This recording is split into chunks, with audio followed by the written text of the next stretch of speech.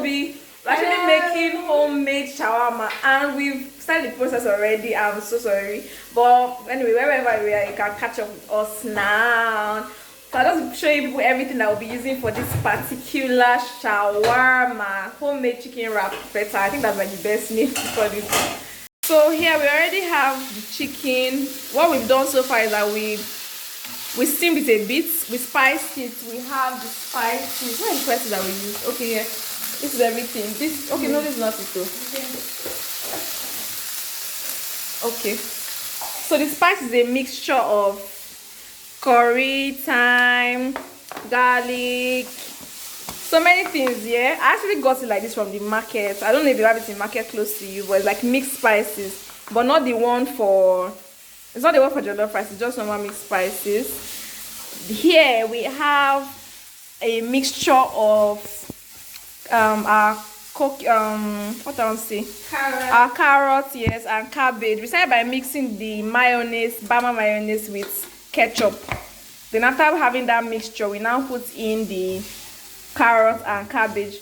This liquid I can see here is just a bit of the chicken stock we put to make this tasty. So yeah, the chicken is practically ready because we steamed it a bit. Then we just put it on fire now and added a bit of pepper to it. Here we have our fried sausage. So we fried it before putting the chicken on the frying pan. And here we have our tortilla wraps. You can get, I got this from ShopRite. Yeah, but I guess you can get it in any good supermarkets. They will always have a tortilla wrap. I know there's a process of making your own wrap by yourself, but since you don't have the strength to and nobody got time for that. Honestly. Anyway, so the next stage will be making the wrap itself, like putting everything together into a wrap. Yeah, you can turn it off now. Yeah, it's ready to do the wrap. All right, so we brought out the tortilla, one of them here already. We're going to start with the base, which is the carrots and cabbage with cream mix. That's the first thing we'll put down. Yeah, we've actually done a few already before this, so that's why it looks empty. Yes, so we're going to put one sausage now on it. We're now going to put our chicken.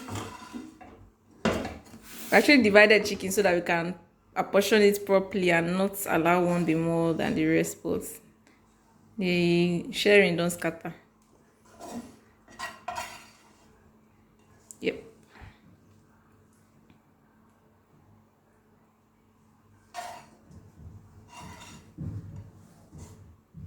Great, so we're going to wrap now.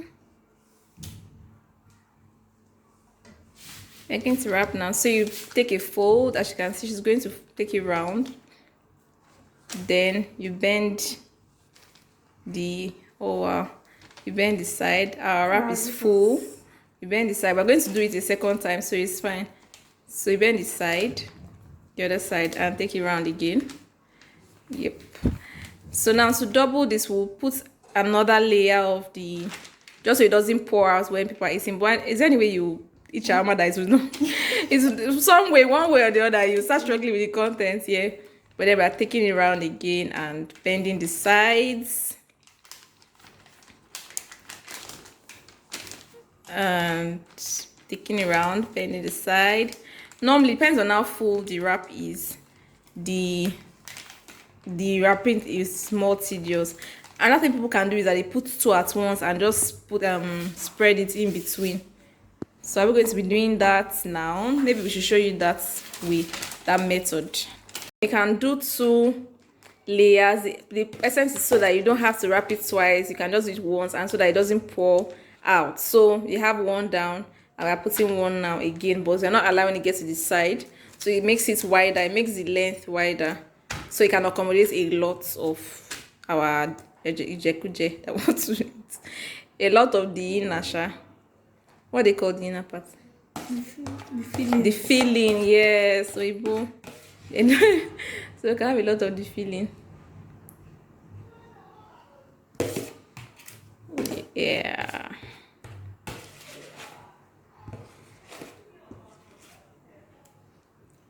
Okay, so it's finished. So that one mix now, it has made 4 wraps actually. This is the 4th one we are doing. Then we'll put the remaining chicken. If you have lettuce, cucumber, whatever vegetable you feel like using, you can actually put in the filling. There's no limit, and it depends on what you want to achieve. People that are doing fit farm can avoid the mayonnaise and ketchup. You can just put your stuff like that and probably use a healthy cream option, maybe coconut cream or something that's healthier by your standard, sure. And this one has a lot of chicken. This one doesn't have so much carrot and cabbage, but it has a lot of chicken. Jealous. All right, so No wastage. no. All right, so wrap this. I said that wrapping this will be a lot easier because it's double. Oh, that's full. That's really, really full. Wow. That's why she's doing it so gently. Wow.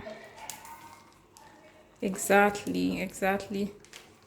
So you're gonna take it round again and bend it in.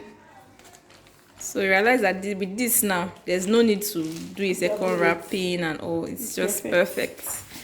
Yeah, so the next step and final step is we are going to be sealing it, but we don't have, I don't know what they call the machine. We're going to be using a frying pan and we'll get that done. Next step coming up soon.